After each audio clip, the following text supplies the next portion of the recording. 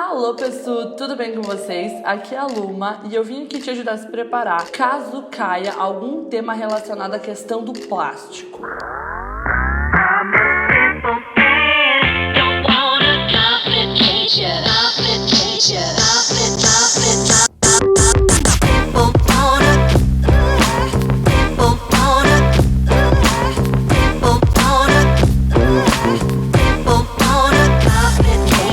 Já tá mais que na hora do Enem cobrar algum tema sobre meio ambiente. Já faz anos que caiu pela última vez e essa pode ser uma grande aposta para esse ano, especificamente no que concerne a questão do plástico. Claro que o Enem pode fazer um recorte, ele pode cobrar meio ambiente em geral, destinação de lixo em geral, ele pode cobrar mais especificamente a questão do plástico ou mais ainda a destinação de resíduos sólidos. Mas aqui a gente vai se preparar para falar sobre o plástico, porque fazendo isso a gente consegue estar preparado para o restante.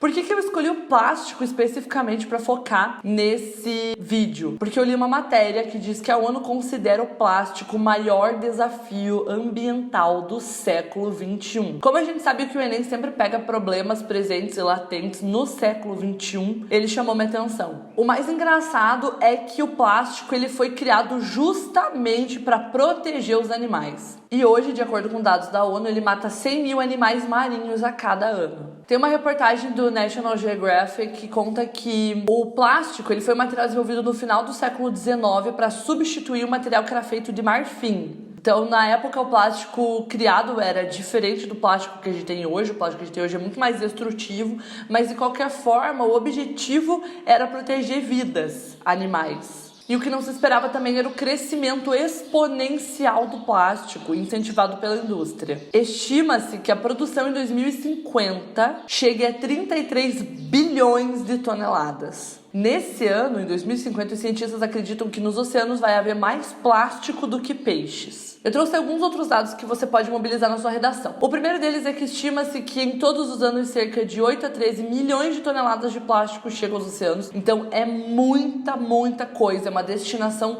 muito errada. O segundo dado é que mais de 40% de todo o plástico produzido durante 150 anos foi usado uma única vez antes do descarte. Além disso, de todo o plástico produzido, apenas 9% foi reciclado. Então, se você pensar, por que cairia a questão do plástico? Nem é um problema tão sério, tão complexo, porque já a reciclagem é algo muito pequeno dentro da realidade do descarte do plástico. Menos de 1/5 da produção de plástico até hoje foi reaproveitada. Entre os materiais mais encontrados nos oceanos estão canudos, sacolas plásticas, redes de pesca, bitucas de cigarro e tampinhas. Outro dado relevante é que são produzidas 1 milhão de garrafas plásticas por minuto. Então, diversos fatores contribuem. Nessa primeira parte do vídeo, eu quis mostrar para vocês que a questão do plástico é um problema grave, é um problema complexo e você tem que deixar isso claro no seu texto também. Agora a gente vai olhar um pouquinho para algumas causas desse problema. A primeira delas é a falta de consciência do consumidor e aí eu associaria ao argumento de falta de informação. Esses números, muitas vezes, eles não chegam até a gente, eles estão disponibilizados na internet, mas eles estão espalhados dentro de sites específicos, eles não estão sendo divulgados de forma ampla, massiva. Então, quando a gente vê esses números, você que está vendo esse vídeo agora, eu acho que você está um passo à frente de tomar consciência sobre a questão do plástico. Eu que produzi esse conteúdo também, que pesquisei sobre isso também. Mas se as pessoas não têm acesso à informação séria sobre isso e massiva, é muito mais difícil que elas desenvolvam uma consciência e sem a conscientização das pessoas é muito mais difícil de resolver a questão do plástico. Outra causa muito importante é a falta de legislação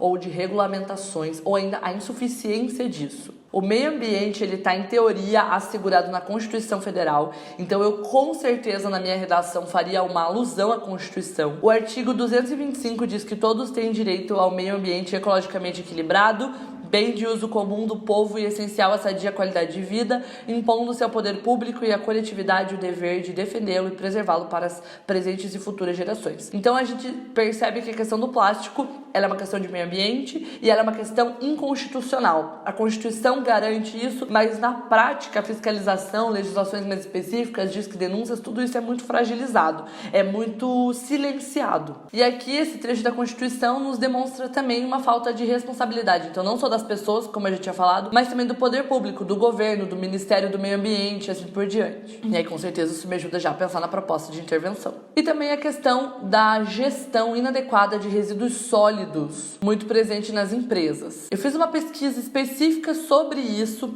para trazer alguns dados. Então, segundo o relatório da Associação Brasileira de Empresas de Limpeza Pública e Resíduos Especiais, a ABRELP, a situação tá ruim. Em 2016, 3.326 municípios brasileiros destinam seus resíduos sólidos para locais impróprios. Isso equivale a quase 60% dos municípios, 59,7%. Então, assim, a grande maioria ainda não está fazendo uma destinação de resíduos sólidos adequada. O mesmo documento registra que 76,5 milhões de pessoas sofrem os impactos negativos causados pela destinação inadequada dos resíduos. Então, isso é uma coisa legal de você trazer também na sua redação, que são as consequências, o impacto que isso está tendo na vida das pessoas. Eu trouxe também aqui para vocês a sugestão de uma série chamada Oceanos de Plástico, de 2016, está disponível na Netflix. Eu vou deixar o link para acessar a série aqui na descrição, assim como todos os links que eu consultei para produzir esse conteúdo. E essa série, ela mostra a investigação das causas do problema. Ai, eu não lembro o que fala a série. Essa minha memória. Essa memória só serve, sabe o quê?